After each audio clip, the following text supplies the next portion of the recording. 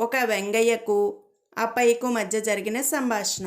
Vengaiah, sir మీరేం చేస్తారు అని అడిగాడు అప్పయ్యను. అప్పయ్య, కటింగ్ చేస్తాను అని చెప్పాడు. వెంటనే వెంగయ్య, హెయిర్ కటింగా అని అడిగాడు. అప్పయ్య, కాదు మొక్కల కటింగ్ అని చెప్పాడు.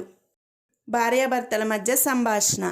సుందరి సుబ్బారావు కాళ్ళకి నమస్కరించింది.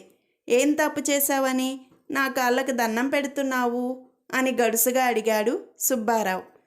మిమ్మల్ని పెళ్లి చేసుకున్న తప్పుకి అని ఇంకా గడుసుగా చెప్పింది సుందరి. ఇద్దరు స్నేహితురాళ్ల మధ్య జరిగిన సంభాషణ.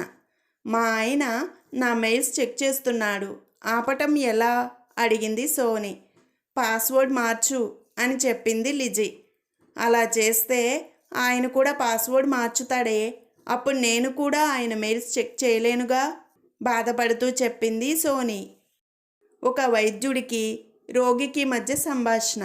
వైద్యుడు, నిన్నెందుకు పిచ్చాసుపత్రిలో చేర్చారు అని అడిగాడు. రోగి, నేను ఓ 500 పేజీల పుస్తకాన్ని రాశాను అని చెప్పాడు.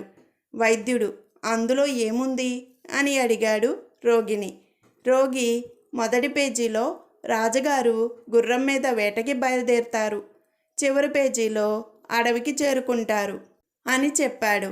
వైద్యుడు, మరి మిగతా పేజీలలో అని అడిగాడు. రోగి, గుర్రము డిక్ చిక్ డిక్ చిక్ అని నడుస్తూ ఉంటుంది అని చెప్పాడు. వైద్యుడు, నీ మొహం, ఎవరైనా ఇదంతా చదువుతారా అని అడిగాడు. రోగి, పిచ్చి నాకు కాదు మీకు, ఒకసారి అదంతా వాట్సాప్లో పెట్టి చూడు, లక్షల మంది చదువుతారు అని చెప్పాడు. ఇద్దరు ప్రాణ స్నేహితులు తీవ్రంగా గొడవపడి తెల్లారి కలుసుకున్నారు. ఒకడు, రాత్రి నాకు దయ్యాలు కనిపించాయి, ఒక అతి మంచివాడిని కలవాలనుకుంటున్నాం అన్నాయి.